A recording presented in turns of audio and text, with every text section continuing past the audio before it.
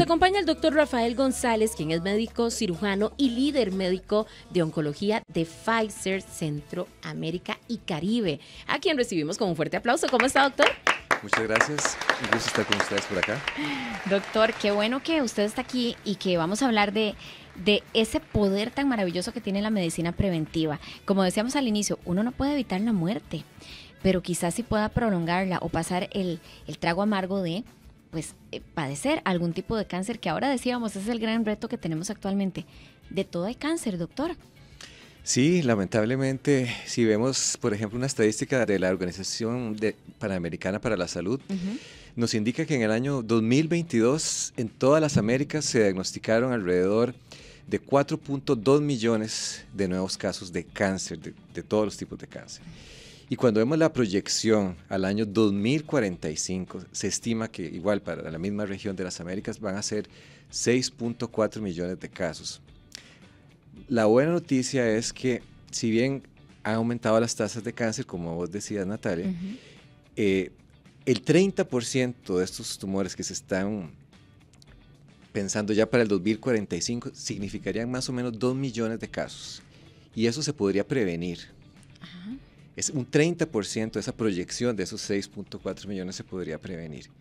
Y bueno, yo creo que el tema hoy es hablar cómo yo puedo ayudar a esa prevención, o como diríamos los ticos, cómo la pulseamos para estar un poco más por acá. Y es que eso es clave, doctor, no solamente evitar esas enfermedades antes de que se manifiesten, sino también, como dice usted, detectarla en fases más tempranas cuando son más tratables. Pero hablemos del concepto de medicina preventiva en el contexto del cáncer. ¿Por qué es tan importante? Antes de empezar a desarrollar ese tema, Rose, yo creo que hay que hacer como una reflexión sobre lo que son los hábitos saludables. ¿Por qué? Cuando el cáncer se presenta y que lo detectamos muchas veces, que es ese primer síntoma, esa pelotita, no fue que el tumor se desarrolló de un mes para acá. Eso es tiempo atrás que fue formándose poco a poco, en la gran mayoría de los casos, meses, años. Entonces ahí es donde interviene la parte de los hábitos saludables. ¿Y por qué es importante? Porque aunque yo tenga factores de riesgo, si yo soy una persona que procuro comer sano, hacer ejercicio, dormir bien y ese tipo de hábitos saludables, puede retrasar muchas veces la aparición de ese tumor, aunque ya tengamos esa programación que en algún momento de nuestra vida podemos sufrirlo, o que definitivamente no se presente. Lo que quiero decir es que los factores que controlamos externos pueden a veces hacer que esta prevención sea una realidad. Entonces, eso es parte, digamos, no solamente es hacerse los exámenes, como lo podemos conversar, sino creo que hay que concientizar de que los hábitos saludables es lo más importante antes de solamente hacer un examen. Ok, doctor, teniendo en cuenta esta importante aclaración que usted hace, uno escucha mucho. Esto le previene, esto le ayuda para, esto evita. Pero lo cierto es que también después vienen estudios que revelan que aquel producto que me habían recomendado buenísimo para una cosa es un poco riesgoso para otra. Y mucho de eso tiene que ver en materia de cáncer o con esta materia. Entonces, ¿qué podemos entender exactamente por detección temprana si sabemos que ya tenemos tal vez el hábito de practicar cosas que se dice son saludables? ¿Cómo puedo yo decir, ok, estoy a tiempo de, y por esta vía puedo entrar en ese contexto de detección temprana? Sí, por ejemplo, tal vez si hablamos de cáncer de mama. Cáncer de mama siempre pues, es el cáncer más frecuente entre las mujeres y número 1 en muchos de nuestros países. Y cuando hablamos de prevención temprana, ¿qué es? ¿Es hacerse el examen, el autoexamen? ¿O es hacerse un examen? Si vemos la literatura médica y nos dice qué es lo que a mí me va a decir que me va a prevenir, es, por ejemplo, hacerse, en el caso de ustedes, la mamografía. ¿Por qué la mamografía? Muchas veces la mamografía se hace no porque tengas un síntoma, porque tengas una pelotita. Simplemente te haces un chequeo de acuerdo a la edad y van a haber cambios que ya van a ser sugestivos, que no le ha dado ni medio síntoma ni signo a la mujer. Eso es una detección temprana. O sea que yo no sentía nada, me fui a hacer un examen y me salió algo que no está bien. y es a partir de ahí de lo que hablamos una prevención temprana. Ve qué vacilón, Rose, velo así. Ujú. A uno, si uno tiene un carro, uno sabe que por ley tiene que hacerle un chequeo anual, al menos. Y uno lo hace porque lo obligan. Pero como con el cuerpo humano nadie te obliga, uno no lo hace. Pero es como si existiera un manual de autocuidado, ¿no te parece? Totalmente. Y Nati, eso que vos decís es como muy importante porque me recuerda la práctica que tiene Nati. Ella lo decía hace un ratito. En los Vos, cumpleaños. en los cumpleaños ella se regala un chequeo general de Sí, todo. de cierta edad para acá. Exacto. Desde que cumplí 50, y dicen, ¿cómo? No, mentira. Pero Nati, no es tan común. Sí, no sí. tenemos eso tan normalizado, doctor. No, lamentablemente no tenemos esa cultura de la prevención y de hacernos exámenes de chequeo. Sí hay que decir que las mujeres, ustedes visitan más al médico y tienen más esa cultura de prevención. Lamentablemente los hombres, nosotros, solo vamos cuando nos duele algo o porque algo no está funcionando bien. Ujú. Precisamente por eso hay recomendaciones de que a partir de cierta edad se recomienda hacer este u otro chequeo. Y eso es algo que tenemos que hacer, la concientización, ¿verdad? En poblaciones de nuestra edad, porque generalmente es donde hay mayor incidencia de desarrollo de este tipo de cáncer. Entonces sí, lamentablemente creo que la cultura, decirle al marido, decirle a la esposa, mira, cumpliste 40, te toca irte a hacerte el examen Ujú. de próstata, el Papa Nicolau, Sí. ¿verdad? Todos estos tipos de examen es algo que yo creo que en la educación que recibimos deberían de ser parte, digamos, del Ujú. aporte que se le da a la sociedad. Doctor, antes de ir a la pausa, quedan todavía unos minutitos para eso y le invitamos, amigo y amiga que nos está escuchando, a que envíe sus consultas al doctor para poderlas revisar después de la pausa al 57000915. ¿Cuáles son los tipos de cáncer que pueden detectarse a tiempo? Hay unos que uno escucha que lamentablemente si no hubo un chequeo previo ya lo agarraste tarde, pero podríamos enumerar o enlistar algunos que usted diga, estos de fijo, si usted se controla, los va a agarrar a tiempo. Bueno, el primero que mencionaba, el cáncer de mama es uno, el cáncer de próstata también, el cáncer de piel también, el cáncer de colon también, y algunos tumores, por ejemplo, de la sangre, como leucemias, por ejemplo, que con simplemente un examen de sangre, ¿verdad?, nos puede dar esa información a tiempo. Y el cáncer de pulmón también podría ser preventivo. Tenemos una consulta, dice, tengo una pregunta para el doctor. Mi hijo falleció de cáncer llamado neuroblastoma. La pregunta es por qué si cuando se le encontró el cáncer y estaba en fase terminal, duró largos 9 años con ese dolor. Pienso que fue por la radioterapia o la quimioterapia que le alargó más el tiempo que él vivió, pero acláremelo, por favor. Gracias por la pregunta. El neuroblastoma, bueno, es una enfermedad muy difícil, ¿verdad? Porque afecta el sistema nervioso central y poder determinar a veces cuál es la causa de ese dolor podría ser propiamente por afección de los nervios o también consecuencia de los tratamientos. Entonces, conocer el origen de la causa del dolor es muy difícil. Puede ser una combinación de ambas, de la enfermedad y del tratamiento. Doctor, y con respecto al periodo de tiempo, porque siempre que se nos dice fase terminal, pues esperamos un pronóstico que dura poquitos meses o poquito tiempo. Y él menciona que parte fue que duró 9 años después de, o sea, 9 años con un diagnóstico de fase terminal. Es un tema siempre muy polémico, porque nosotros no somos Dios para poder determinar cuánto una persona, nos basamos en estadísticas, pero muchas veces intervienen varias cosas. Interviene el subtipo de tumor, la actitud del paciente, el apoyo familiar, cómo también responde a los tratamientos. Al final, la sumatoria de todas estas cosas puede hacer que una persona tenga una mayor supervivencia que otra y con el mismo diagnóstico. Entonces, eso es multifactorial. No podemos decir que se debe solamente a una u otra cosa. Doctor, hay un tema que me parece valioso que sigamos o que toquemos dentro del abordaje que damos hoy a esto de la salud preventiva en términos generales y enfocado al cáncer específicamente. ¿Cuánto influye la alimentación, el sedentarismo, el tabaquismo y ese tipo de prácticas que se nos dice muchísimo, muchísimo, ya al inicio lo tocábamos un poco, se nos dice mucho, coma saludable, esto es bueno, tome proteína, y de repente uno dice, es tanto el bombardeo de información que tengo que me puedo sentir abrumado y a veces cuesta discriminar toda esa información que tenemos.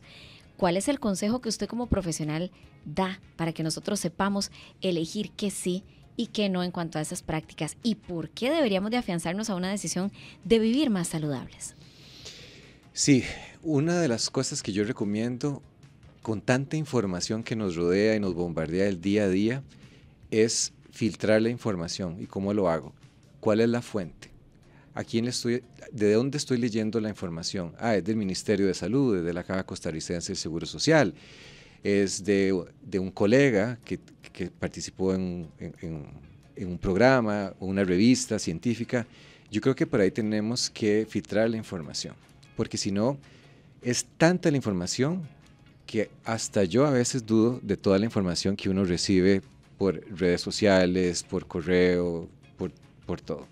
Entonces, yo creo que ese es como el primer mensaje.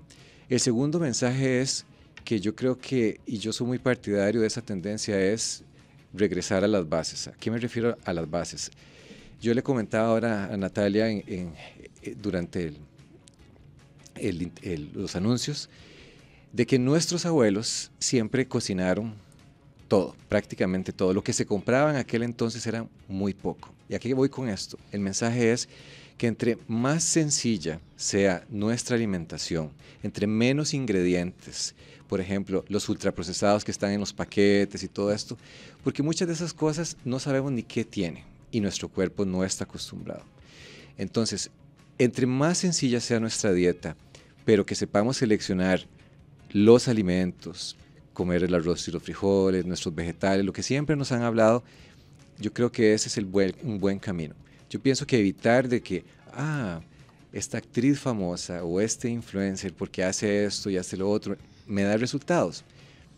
No, para tener resultados usted ocupa tener evidencia científica, y para eso usted tiene que tener un estudio clínico donde se está evaluando toda una población y a partir de eso podemos tener la información. Pero por experiencia, pero yo no puedo decir, yo por ser doctor, vean, yo como esto y esto, y esto a mí me ha dado estos resultados. Yo no puedo hacer eso. Yo no puedo decir que mi estilo de vida, mi peso y todo se deba exclusivamente a esto o lo otro. Yo puedo decir que eso me ayuda, pero yo no puedo ser concluyente. Sí, y además es como uno asuma responsablemente la información que está consumiendo, ¿verdad? Porque sí, yo puedo decir, mira, Ruth le sirvió, me servirá a mí. ¿Qué efectos causará? Bueno, esa criticidad también es muy valiosa. Y ahora que hablamos de como esos bloqueos o esas cosas que hacen que nos alejemos de esa detención temprana, doctor, así, socialmente, en nuestra sociedad hay suficiente información y también desinformación, ya lo hablamos, pero ¿qué barreras sociales impiden que las personas puedan tener ese acercamiento a los chequeos preventivos? Sí, yo pienso que existe, por ejemplo, pongo el ejemplo del cáncer de próstata. Si usted le pregunta a cualquiera de sus papás, abuelos, tíos, esposo inclusive, que si ya se hizo el examen del tacto rectal o si ya se fue a hacer el antígeno prostático, que es el examen en sangre para ver cómo está su próstata, ¿verdad? Muchos van a decir que, no, yo solo el examen de sangre, porque a mí eso que me hagan el tacto rectal. Entonces, a lo que voy es esa cultura, ese mito de que, no, eso es para los viejitos. Yo no. Eso es parte de esa cultura a veces machista que puede existir, por ejemplo, en nosotros los hombres, de no querer hacernos los chequeos. Otro mito es, es que yo nunca he padecido de nada, yo me siento bien, no me duele nada, me hago los exámenes de colesterol y todo me sale bien. Entonces, como todo me sale bien, yo sigo tomando, yo sigo haciéndome gordito, no hago ejercicio, si todos mis exámenes están bien. Pero ahí volvemos al primer punto con el que abrimos nuestra charla, y es la sumatoria de todo lo que vamos acumulando a través de los años, que en algún momento va a tener una repercusión. Puede ser mínima, puede ser mayor, nadie lo sabe. Entonces, yo creo que es parte de esa falta de cultura preventiva, de mitos, y porque realmente algo que tiene Costa Rica muy bueno es el sistema de salud de la Caja Costarricense, donde vos podés ir a un EVAIS, tenés acceso a la seguridad social, al médico general, que te puede hacer un examen, que te puede hacer un chequeo. Yo creo que definitivamente es parte, nuevamente, de ver cómo estimulamos, ustedes, señoras esposas, ustedes, señores esposos, que se estimulen el uno para el otro para que se creen esa cultura a nivel de su hogar y consecuentemente sus hijos van a aprender de eso. Es toda la cadena de educación que brindamos. Yo creo que es una cultura, ¿verdad? Que dejamos, el de la salud preventiva. Es un modus vivendi. Desde el momento en el que le decimos a los más pequeños, salgamos a caminar, en vez de quedarnos en la casa ahí viendo tele. Son pequeñas prácticas que deberíamos nosotros desde ya decirles, es que no solo para que disfrutemos del paisaje y nuestra mente se despeje, sino también estamos activando la circulación, estamos trabajando los músculos y demás. Doctor, yo le preguntaba hace un ratito y quiero que compartamos esta consulta al aire, si las edades en la detección de ciertos tipos de cáncer han bajado, y la respuesta pues es lamentable. Usted nos cuenta que sí. ¿Cómo está el contexto en esa materia? ¿Qué estará pasando? Sí, lamentablemente no podemos decir cuál es la causa específica en los diferentes tipos de cáncer que ha hecho que la incidencia o la aparición de estos nuevos casos se dé a tempranas edades que no se esperaban o que no se presentaban. Le comentaba a Natalia, por ejemplo, el caso del cáncer de colon. Se ha visto que el cáncer de colon se presentaba principalmente después de la quinta década de la vida, sexta década de la vida. Veíamos como el pico de incidencia de mayores casos se daba. Hoy vemos pacientes con menos de 30 años, menos de 40 años que tienen cáncer de colon. Okay. Y la pregunta es, ¿por qué? Y bueno, sabemos que hay factores que se pueden dar hereditarios y es importante preguntar siempre si en la familia pues, hay antecedentes de cáncer de colon, por ejemplo. Nuevamente la alimentación, especialmente los que no les gusta comer alimentos ricos en fibra, sino que les gusta, por ejemplo, ricos en grasas, ultraprocesados, la obesidad, el sedentarismo, fumado, por ejemplo. Todas estas cosas es lo que hace la sumatoria, pero no podemos decir específicamente es por esto. Entonces, los expertos llegan a la conclusión de que el ritmo acelerado de vida que llevamos hoy por hoy las personas, sumado a todos estos patrones de alimentación, los patrones del sueño que no hemos hablado también, es una de las cosas que está cambiando mucho. Todavía no tenemos tanta evidencia, pero hay muchas consecuencias, hace que puedan estar afectando esta incidencia temprana, por ejemplo, en el cáncer de colon. Ok. Doctor, ¿qué recomendaciones le podemos dar, ya cerrando, a una persona sana que en este momento está escuchando el programa, nos está viendo y que quiere comenzar a cuidarse preventivamente, que es lo que usted hablaba al inicio? Bueno, lo que decía Natalia, yo pienso que cómo yo incorporo esa prevención.